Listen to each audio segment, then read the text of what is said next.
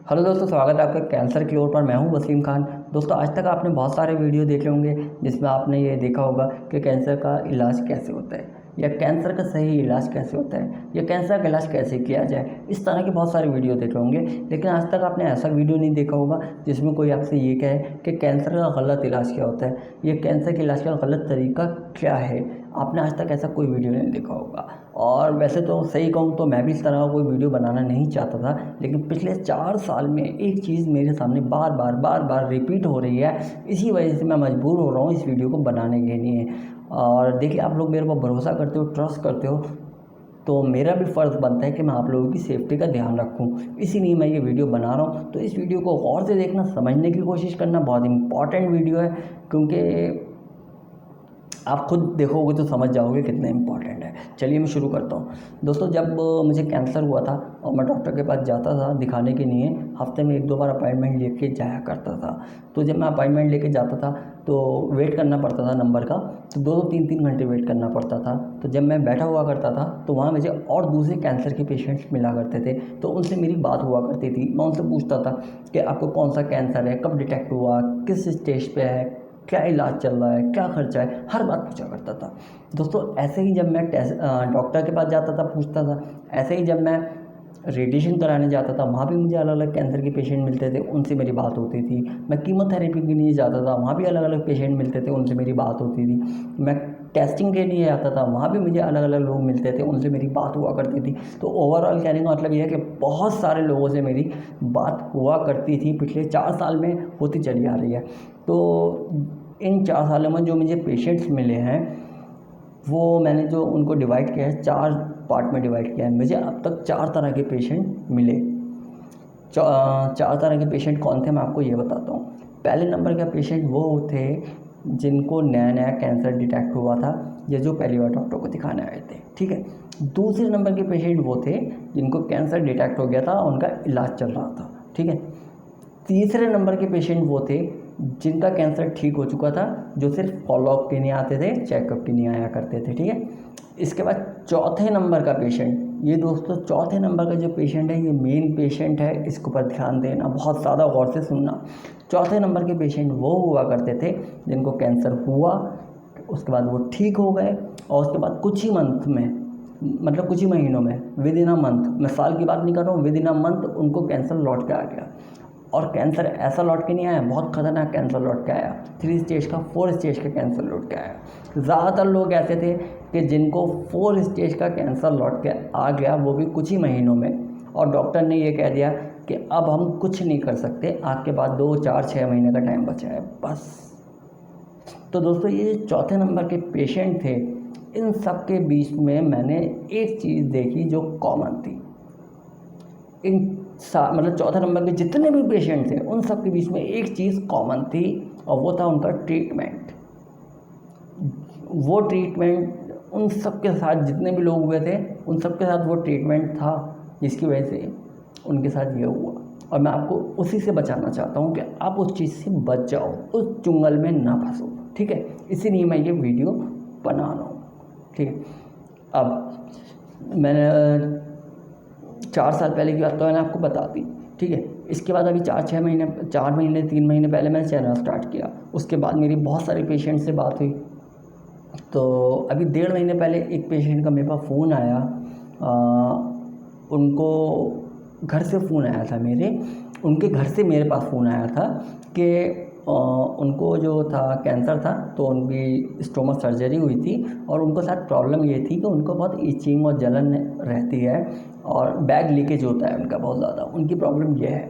तो इसीलिए मेरे पास उनका 1.5 महीने पहले फ़ोन आया था कि भाई इनको बहुत जलन होती है, इचिंग होती है, इनके साथ क्या करना चाहिए, कैसे ठीक होगा। तो मैंने उन्हें बताया कि क्या करना चाहिए, कैसे इनकी इचिंग या जलन ख़त्म होगी, बैग लीकेज कैसे ख़त्म होगा। मैंने उन्हें बहुत कुछ बताया, और बहुत कुछ उनसे सीखा भी मैंने। तो करीब 7-8 दिन उनसे मेरी बात हुई, उसके बाद उनकी प्रॉब्लम सॉल्व हो गई, मेरी उनसे बात होना बंद हो गई। तो 1.5 महीने पहले उनका फ़ोन आया था, तो मैंने उनसे पूछा था कि आपका ट्रीटमेंट कब हुआ। तो उन्होंने कहा कि हमारी सर्जरी 1 महीने पहले हुई थी, मतलब उनके जो पेशेंट थे उनकी सर्जरी 1 महीने पहले हुई थी। तो 1.5 महीने पहले मेरी उनसे बात हुई, 1 महीने पहले उनकी सर्जरी हुई थी, मतलब 2.5 महीने हो गए, ठीक है। तो 1.5 महीने पहले उनका फ़ोन आया था मेरे पास। उसके बाद अभी 1.5 महीने बाद उनका फ़ोन लौट के आया मेरे पास। तो मैंने उनसे बात की तो उन्होंने मुझसे कहा कि हम लोग डॉक्टर के पास गए थे चेकअप के लिए, तो डॉक्टर ने कहा कि इनको कैंसर लौट के आ गया है, मतलब 2.5 महीने में ही उनको कैंसर लौट के आ गया है, वो भी 4 स्टेज का कैंसर लौट के आया है। अब हम कुछ नहीं कर सकते, इनके पास 2-3 महीने का टाइम बचा है बस।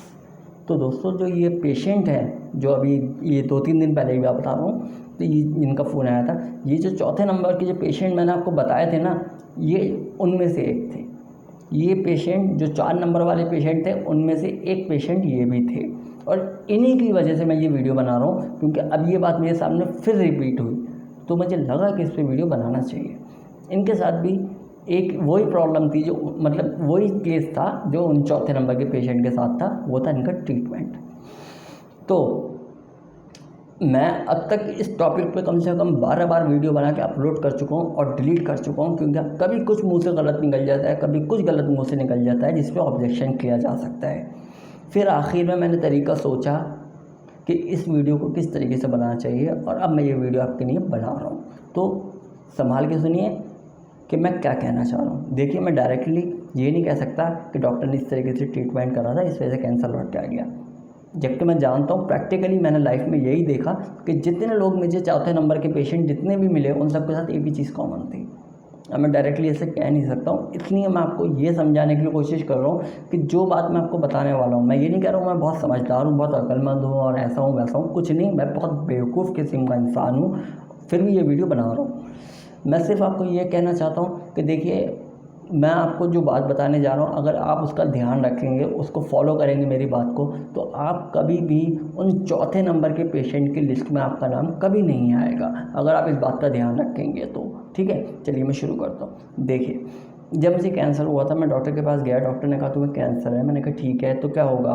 तो उन्होंने कहा इसका इलाज। मैंने कैसे होगा? इन्होंने कहा इसका इलाज लंबा चलेगा। मैंने कितना लंबा चलेगा? उन्होंने कहा 6 महीने इसका इलाज चलेगा। मैंने कहा ठीक है। उसके अलावा डॉक्टर ने कहा कि इसका इलाज स्टेजेस में होगा। मैंने कहा स्टेजेस से मतलब क्या है आपका? उन्होंने कहा कि देखो, पहली स्टेज जो है वो है रेडिएशन, दूसरी स्टेज है सर्जरी और तीसरी स्टेज है कीमोथेरेपी। रेडिएशन के अंदर आपके कैंसर को श्रिंक कर दिया जाएगा और उसकी जो जड़ें हैं उन्हें डेड कर दिया जाएगा। मैंने कहा ठीक है। बोले उसके बाद सर्जरी करेंगे, उससे कैंसर बाहर निकाल देंगे। मैंने कहा ठीक है। बोले उसके बाद आपकी कीमोथेरेपी करेंगे, अगर बॉडी में कहीं भी कैंसर सेल रह गए हैं तो कीमोथेरेपी से आपकी बॉडी में से वो कैंसर सेल ख़त्म हो जाएंगे। तो बोले ये प्रॉपर इलाज है, कंप्लीट ये ट्रीटमेंट है, आप ये पूरा करो, अदरवाइज़ प्रॉब्लम हो जाएगी। मैंने कहा ठीक है, मैं पूरा ट्रीटमेंट करूँगा, और मैंने दूसरी दिन से ही ट्रीटमेंट शुरू कर दिया। लेकिन ऐसा नहीं है कि मेरे डॉक्टर ने कहा ऐसा करना है तो मैं ऐसा करना शुरू कर दूँ। वैसे बात बताऊँ कि जो मेरे डॉक्टर हैं बहुत काबिल है, बहुत अच्छे डॉक्टर हैं, और ये मेरी नसीब है, अल्लाह का शुक्र है, किस्मत है मेरी कि मैं उनसे मिल गया। मैं तो बस पहुंच गया हॉस्पिटल और किसी और डॉक्टर को दिखाने गया था। पता नहीं क्या मन में आया मेरे कि मैं नाम देखा मैंने उनका, मैंने कहा लाओ इन्हें दिखा देता हूँ। पता नहीं क्या मन में आया, आपको पता है मैंने अपना इलाज खुद ही कराया था। मेरे मन में पता नहीं क्या आया कि मैं उनके पास पहुँच गया। ये अल्लाह का शुक्र है कि मैं उनके पास पहुँच गया, जो इतने अच्छे डॉक्टर मुझे मिल गए। खैर, उन्होंने मुझसे कहा आपका इलाज ऐसे होगा। मैंने कहा ठीक है। उसके बाद मैंने दिल्ली के जो टॉप मोस्ट हॉस्पिटल हैं उन्हें शॉर्टलिस्ट किया, उसके अंदर से टॉप मोस्ट डॉक्टर हैं उन्हें शॉर्टलिस्ट किया।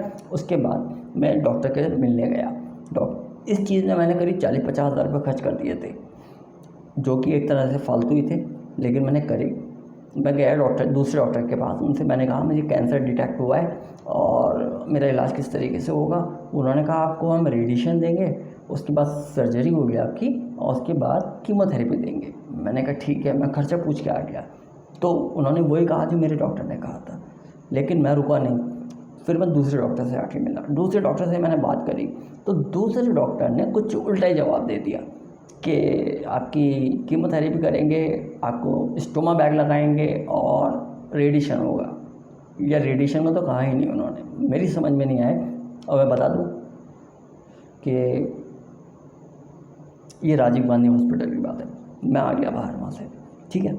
उसके बाद मैं तीसरे डॉक्टर के पास गया, उनसे मिला, मैंने उनसे बात करी, तो उन्हें मैंने बताया कि मुझे कैंसर डिटेक्ट हुआ है और मैं रेडिएशन करा रहा हूँ।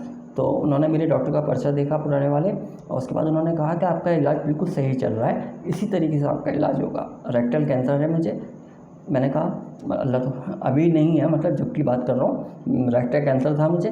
तो उन्होंने कहा रेक्टल कैंसर का इलाज इसी तरीके से होगा, पहले रेडिएशन, सर्जरी, कीमो। मैं कहा ठीक है, मैं आ गया। फिर मैं चौथे डॉक्टर के पास गया, फिर मैं 5वें डॉक्टर के पास गया। 5वें डॉक्टर ने भी यही कहा कि आपका ट्रीटमेंट बिल्कुल सही चल रहा है, रेक्टल कैंसर का इलाज ऐसा ही होता है, रेडिएशन होती है, सर्जरी होती है, फिर कीमो होती है, आपका इलाज सही चल रहा है, आप सही डॉक्टर के हाथों में हो। तब जाके मुझे यकीन आया कि जो मेरे डॉक्टर हैं वो सही हैं और मेरा इलाज सही हो रहा है। आप समझ रहे हैं? जब जाके मुझे इस बात का यकीन आया, तो मैं आपको इतनी ऐसे क्या समझाने की कोशिश कर रहा हूँ, आपकी समझ आ रहा है? मैं ये कहने की कोशिश कर रहा हूँ कि जब मेरे डॉक्टर ने मुझसे कहा आपको कैंसर है और आपका इलाज ऐसे होगा, तो मैंने उनकी बात को मान लिया, लेकिन यकीन नहीं किया। यकीन जब करा मैंने, जब 4 और डॉक्टरों ने इस बात को कह दिया कि आपका इलाज सही चल रहा है, तब मैंने इस बात पे यकीन करा कि ठीक है, रेक्टल कैंसर का इलाज ऐसे ही होता है। तो आपको मैं ये नहीं कह रहा हूँ कि रेक्टल कैंसर का इलाज, अगर आपको रेक्टल कैंसर है तो आप पहले ये करो कि रेडिएशन कराओ, फिर सर्जरी कराओ, फिर कीमो कराओ। मैं आपसे ये नहीं कह रहा हूँ। हो सकता है आपका केस अलग हो, कुछ और हो, तो आपकी कीमो पहले हो, रेडिएशन बाद में हो, सर्जरी पहले हो, या कुछ भी हो, आगे पीछे कुछ भी हो सकता है। तो मेरा सिर्फ आपको समझाने का मतलब यह है कि आप जिस डॉक्टर से भी मिले, वो आपको ट्रीटमेंट जो भी बताएं, आप उसके बाद 3-4 डॉक्टरों से मिलके इस बात को कंफर्म कर लीजिए कि आपका इलाज सही चल रहा है या आपके इलाज का यही तरीका है। अगर आपको कहीं भी लगे कि आपके डॉक्टर ने जो कहा बाकी के डॉक्टर मना कर रहे हैं उस चीज़ को, तो आप अपना डॉक्टर चेंज कर लीजिए। शुरू में ही चेंज कर लीजिए, बाद में परेशानी हो जाती है। तो अगर आप इस चीज़ को फॉलो करते हैं, अपना इलाज जो भी डॉक्टर ने आपको बताया, आप 4-5 डॉक्टर से मिलकर इस बात को कंफर्म कर लेते हैं कि आपका इलाज सही चल रहा है, तो आप कभी भी चौथे नंबर के पेशेंट्स में नहीं आओगे। ठीक है? चलिए, बहुत देर हो गई, बहुत देर से बोल रहा हूँ, मेरी भी तबीयत सही नहीं है आजकल। तो मैं आपको सिर्फ यही बताना चाह रहा था कि इलाज जब भी हो तो बहुत अच्छे से सबसे पता कर लेना, पूछ लेना, उसके बाद ही अपने इलाज को कंटिन्यू करना। ठीक है? इसके अलावा देखिए, कैंसर एक ऐसी बीमारी है जो कभी लौट के आ जाती है, तो इसके लिए अलर्ट रहना चाहिए। ठीक है? इसके अलावा देखिए, मेडिकल साइंस बहुत तेज़ी से तरक्की कर रही है। जो कल तक नामुमकिन था वो आज मुमकिन हो गया है, जो आज नामुमकिन है वो कल मुमकिन हो सकता है। इसीलिए चैनल को सब्सक्राइब कर दीजिए और बेल आइकन को दबा दीजिए। बेल आइकन को दबा देंगे, बेल आइकन ऑन कर दीजिए, चैनल सब्सक्राइब कर दीजिए, ताकि टाइम पे आपको सारे वीडियोस मिलते रहें और सारी जानकारी मिलती रहे। इसके अलावा आपको कुछ भी पूछना हो तो मैंने कैंसर के ऊपर बहुत सारे वीडियोस, क्लोनोस्टोमी पेशेंट के ऊपर बहुत सारे वीडियोस बनाकर अपने चैनल पर डाले हुए हैं। आप मेरे चैनल पर जाओ, आपको बहुत सारी ऐसी जानकारी मिलेगी जो आपके बहुत काम आएगी। ठीक है? इसके अलावा आप कुछ भी पूछना चाहते हैं आप कमेंट करके पूछ सकते हैं, लेकिन कमेंट करने से पहले एक बार चैनल पर जाके सर्च कर लेना अपनी प्रॉब्लम को। हो सकता है मैंने पहले से उसके ऊपर वीडियो बनाया हुआ हो। ठीक है? आपको कुछ भी पूछना है कमेंट करके पूछ सकते हो। वीडियो को लाइक करो मत करो वो आपकी मर्ज़ी है। चैनल को सब्सक्राइब ज़रूर कर देना। ठीक है? ताकि आपको टाइम पे सारे वीडियो मिलते रहे। चलिए, आज की वीडियो में इतना ही, मिलते हैं अगले वीडियो में।